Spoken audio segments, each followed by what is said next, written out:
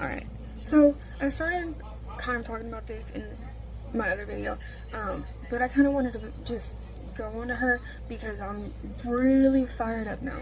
But I was talking about Marie Antoinette and how, especially in like Versailles, all the way in France, she's been seen.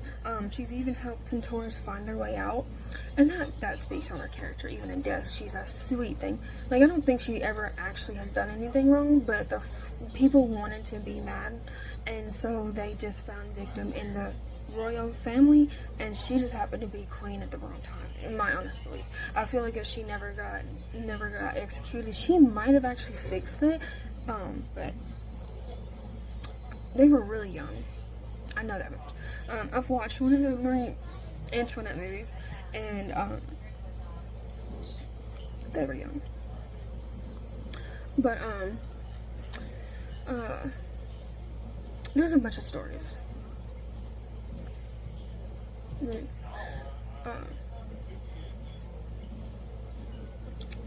Apparently, Marie Antoinette loved to retreat to her Petit Trianon, a small castle hidden in the heart of the Garden of Versailles. This intimate place was a refuge far from the constraints of the court. I do know she had struggled with a lot of court stuff. Like, she couldn't understand it, but she was, I think, Austrian, and then had to conform to French customs. And that's hard because I don't think she was given a whole lot of help with that before she was just kind of thrown into the French court. And back then they were very strict, especially on fashion and stuff like that. But she did like to have her refuges. I know that she had a fake peasant village made, and she would dress up as a peasant girl, and she would garden, and like she had animals there like sheep and stuff, and she liked to do plays and arts and sing and paint, stuff like that.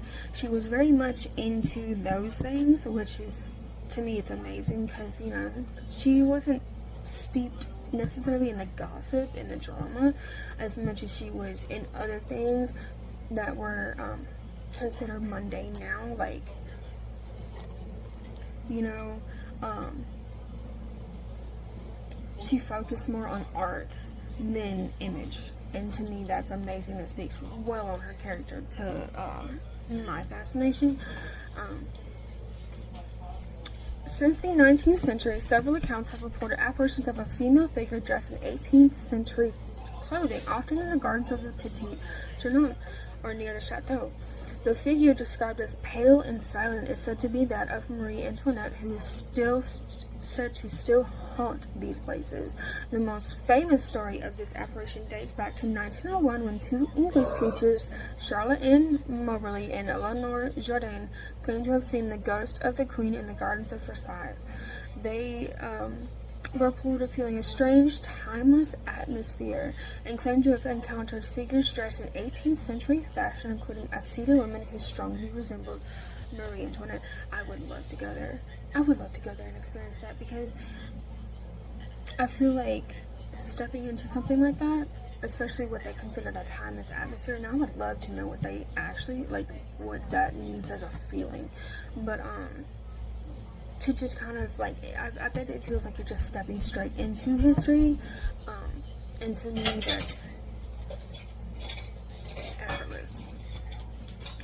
Like, I'd probably just want to sit there for a while and watch people, you know, these figures interact, watch them just sit there. I probably wouldn't even say anything to be afraid to disturb that and have them disappear, because I would just want to sit and experience just being in their presence, especially if Marie Antoinette is there painting or sketching, because I'm in awe, and the more I learn about her, the more I am in awe of her. So, I would probably sit and watch. And maybe, after a little bit, I might try to talk to her, but I would want to just watch her be her.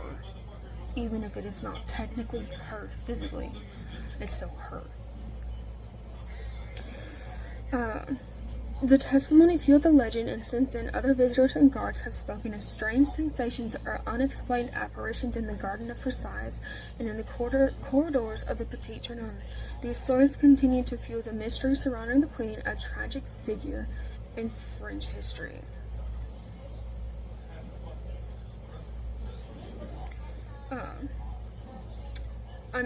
It goes on to speak that Versailles is considered the most must-see tourist destinations for France, and then I heard it's so very much kept up. It is gorgeous because French did not play back then about their castles and areas. Their standards were extremely high for the fashion, the behavior, the look, they didn't mind spending, and I think that's why the French royal court had such a problem.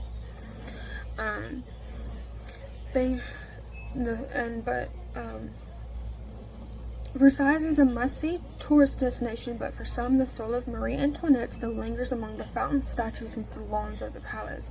Whether legend or myth, this story is a reminder of the historical and emotional weight this place carries. The Palace of Versailles is not just a luxurious palace, but a place full of stories and legends. Besides Marie Antoinette, other royal spirits are said to haunt the halls of the palace. For those who love history with a touch of mystery, Versailles is a favorite place where one can feel the echoes of the past. See, now that's very intriguing to me, and I would love to go, get the money to go and see and take the pictures, maybe do a video to post up on YouTube if it is allowed, because some places are and some places aren't. It just depends. You have to ask the questions to figure it out. But I would love to just go get a sense of the feeling of that place. And also, figure out what other, they say other royal souls are there, so it makes me honestly wonder, was Marie Antoinette's husband there? Is he still there? Is some of her friends there? Who else resides in that palace with her? I would love to see. Maybe I could capture something on camera and, bring a picture to light of the legends. If Versailles allowed it. I don't know. Like I said, I'd have to go ask and see. Of course, I'd be respectful, because you can't go to these places and not be respectful, because either you're not going to get anything or you're not going to be allowed to do anything. And I would hate to not be allowed to do something because what I did was considered disrespectful. But give me your opinions. Would you go to Versailles to try and get a touch of that history? Or is it just not something up your alley? Or where would you go? If you could just maybe go see if you can find a spirit or do a touch of history. Where would you go? Because I have quite a few things on my list that I want to go see. And, now that I'm working, I might actually be able to do those a little more easily. I know gas prices are still high, so don't get me wrong, I'm not going to constantly be able to do it. But just the thought of it kind of just gives me that I want to go now feeling. And it's amazing. Alright, I will see y'all in the next video though. Bye for now.